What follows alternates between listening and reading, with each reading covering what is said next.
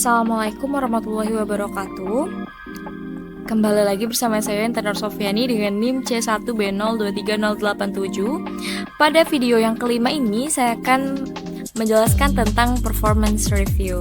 Sebelumnya saya ingin berterima kasih kepada dosen pengampu mata kuliah manajemen kinerja yaitu Ibu Dr. Sri Rosita SEMM. Dan mari kita mulai videonya. Mari kita masuk ke definisi performance review. Jadi, performance review adalah proses yang dilakukan dengan memberikan feedback kepada karyawan. Biasanya, hal ini dilakukan oleh atasan yang akan mengevaluasi kinerja para karyawan berdasarkan harapan atau target yang sesuai dengan peran karyawan yang menjadi standar ataupun indikator penilaian. Perusahaan biasanya melakukan performance review itu secara berkala seperti per tahun, semesteran, ataupun per bulan, tergantung pada kebijakan masing-masing perusahaan.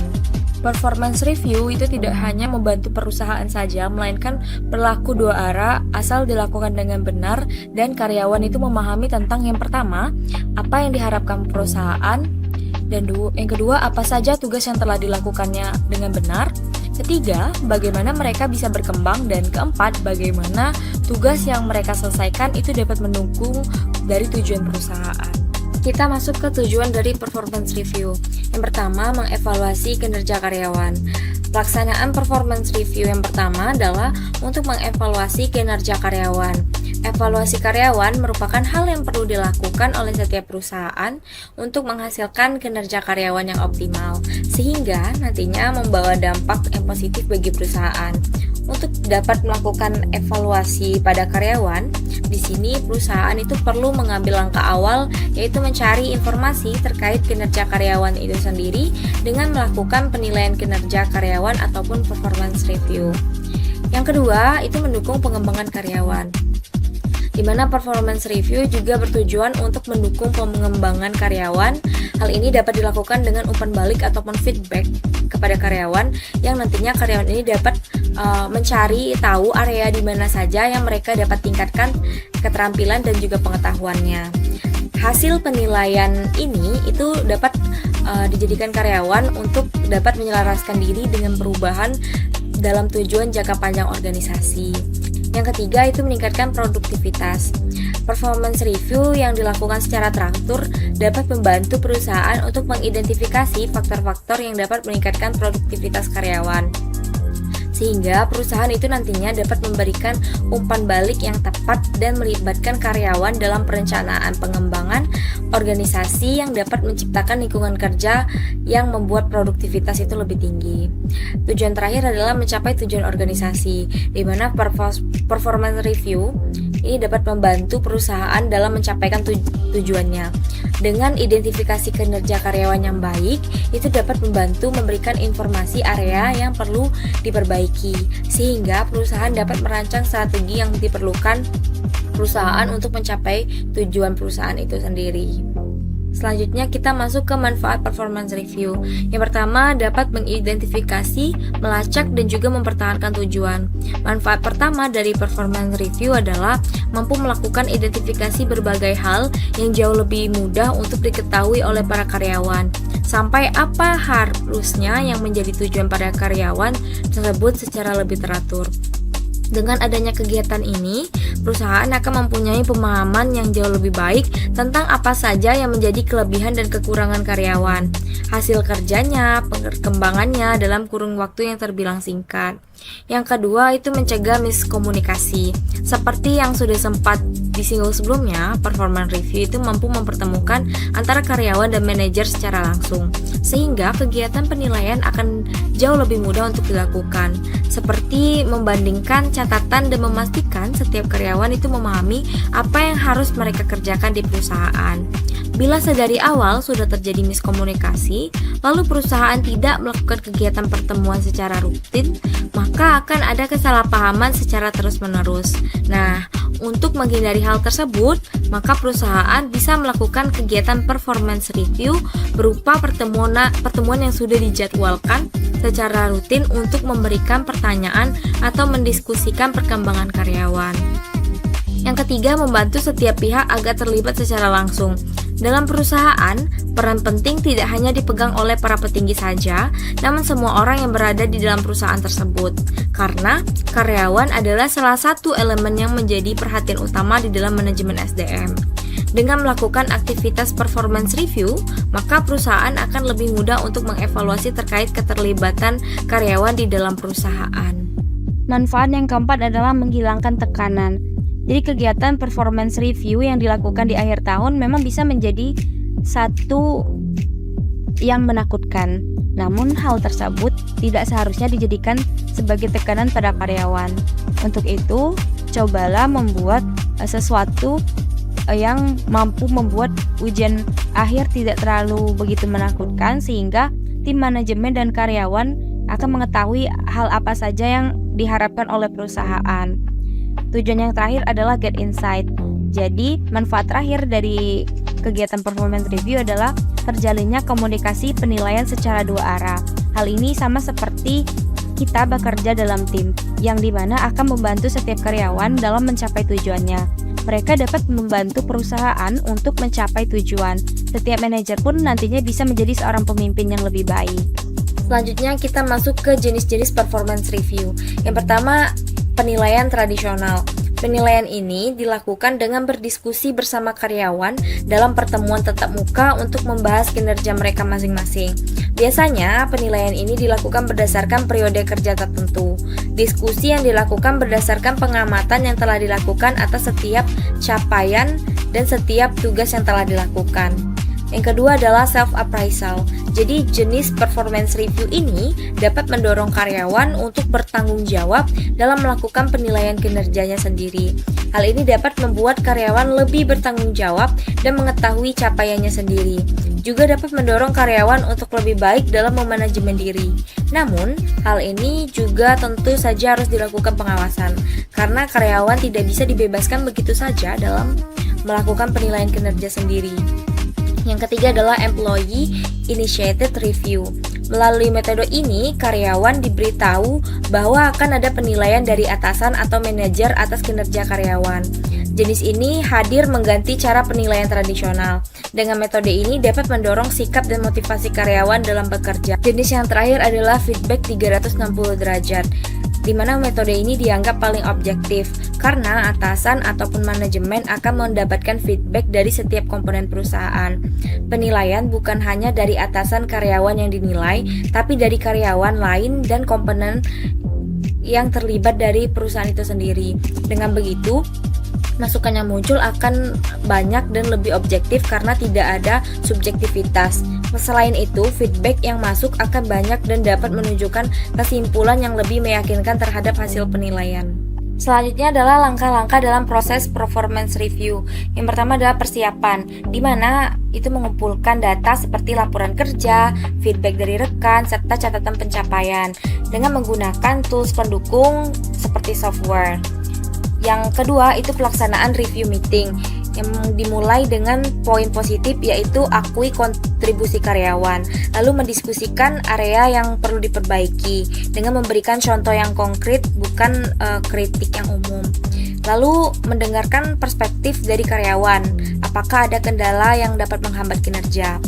Langkah yang ketiga adalah penyusunan rencana tingkat lanjut, yaitu melalui development plan seperti pelatihan, mentoring, ataupun proyek baru, dan juga menggunakan tujuan yang smart.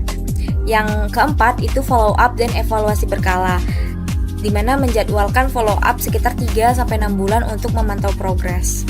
Lalu ada komponen-komponen utama dalam performance review.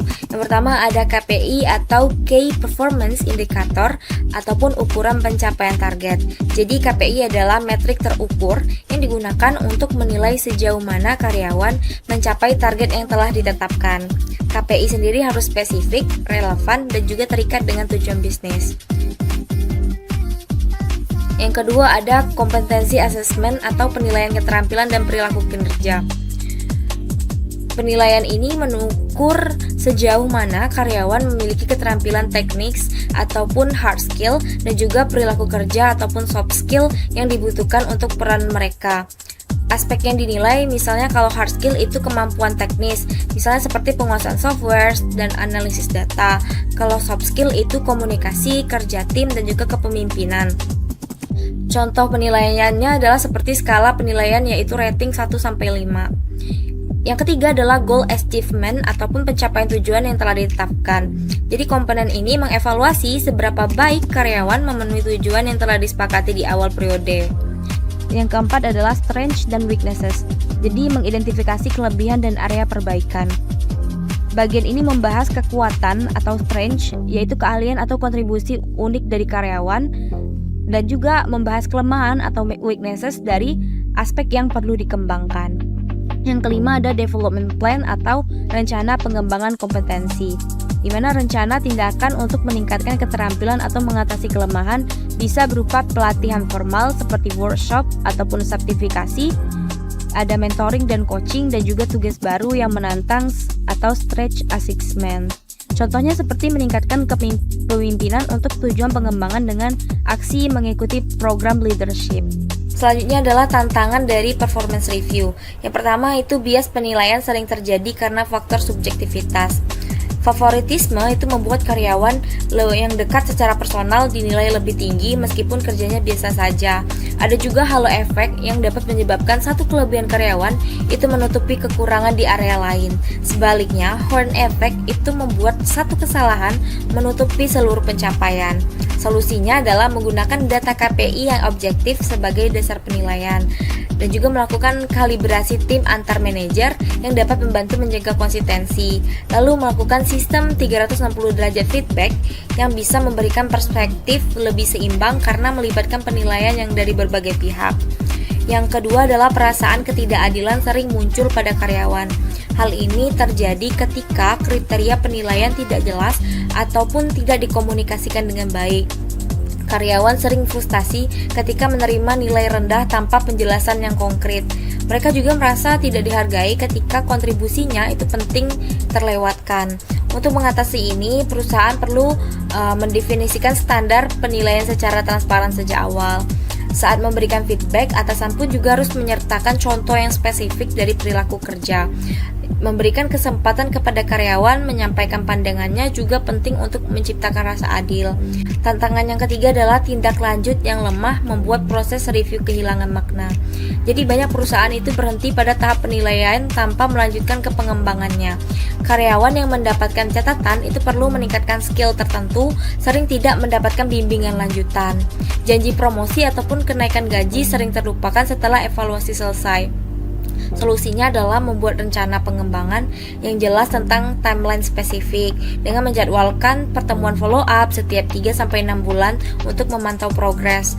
Hubungkan pencapaian development plan dengan sistem reward perusahaan agar karyawan tetap termotivasi.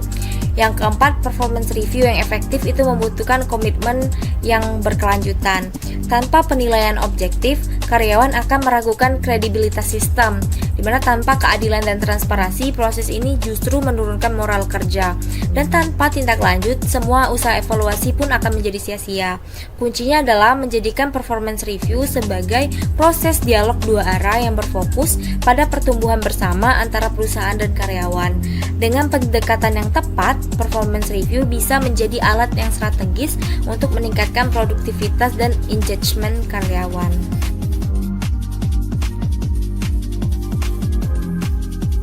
Kita akan masuk studi kasus dengan judul Integrasi Penilaian Kinerja dengan Lean Maintenance di PT Petrokimia Gresik. Hal ini dilatar belakangi dengan PT Petrokimia Gresik adalah perusahaan BUMN yang memproduksi pupuk dan memiliki peran penting dalam penyediaan kebutuhan pertanian di Indonesia. Dalam proses produksinya, perusahaan ini menghadapi tantangan yang signifikan terkait pemeliharaan peralatan yang kompleks dan berisiko tinggi. Untuk menjaga agar peralatan tetap beroperasi dengan baik, diperlukan sistem pemeliharaan yang efektif, terutama dalam aktivitas turnaround, yang merupakan periode di mana perawatan besar dilakukan untuk mencegah kerusakan lebih lanjut dan memastikan efisiensi operasional. Masalah yang dihadapi yang pertama biaya pemeliharaan tinggi, di mana terdapat rasio biaya estimasi dan biaya aktual yang tidak seimbang, sehingga menunjukkan adanya pemborosan dalam proses pemeliharaan. Yang kedua, waktu downtime.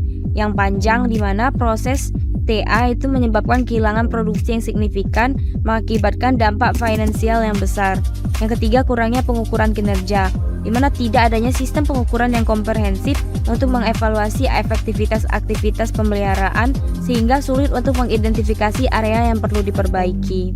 Solusi yang digunakan yang pertama menggunakan line maintenance, di mana pendekatan ini fokus pada identifikasi dan pengurangan waste dalam proses pemeliharaan. Melalui analisis yang mendalam, perusahaan menemukan 3 jenis pemborosan yang paling dominan. Yang pertama, transportasi, di mana proses pengangkutan alat dan material yang tidak efisien. Yang kedua, ada overproduction, produksi lebih dari kebutuhan saat TA berlangsung. Yang ketiga adalah waiting, di mana waktu tunggu yang lama antara proses dan pemeliharaan. Solusi yang kedua adalah menggunakan maintenance scorecard, jadi sebagai alat untuk mengukur kinerja pemeliharaan secara objektif. Perusahaan itu merancang maintenance scorecard yang mencakup 24 key performance indicator atau KPI dari 6 perspektif. Hal ini memungkinkan evaluasi yang lebih terstruktur dan komprehensif terhadap aktivitas TA. Hasil implementasi yang pertama itu pengurangan biaya pemeliharaan. Dengan mengurangi waste, perusahaan berhasil menekan biaya pemeliharaan hingga 15%. Yang kedua, peningkatan keandalan peralatan. Interval waktu antara TA dapat diperpanjang yang dapat meningkatkan keandalan peralatan secara keseluruhan. Yang ketiga, peningkatan produktivitas. Dengan waktu downtime yang lebih singkat dan proses pemeliharaan yang lebih efisien, produktivitas di perusahaan meningkat secara signifikan. Kesimpulannya adalah performance review adalah evaluasi kinerja karyawan untuk menilai pencapaian target dan rencana pengembangan. Metodenya bervariasi, ada tradisional, self-appraisal, 360 derajat feedback dengan tantangan seperti bias yang bisa diatasi melalui transparansi dan data objektif. Proses ini efektif bila dilakukan secara berkala dan dua arah untuk meningkatkan produktivitas dan pengembangan SDM. Sekian video dari saya. Maaf apabila ada salah kata. Saya akhiri. Wassalamualaikum warahmatullahi wabarakatuh.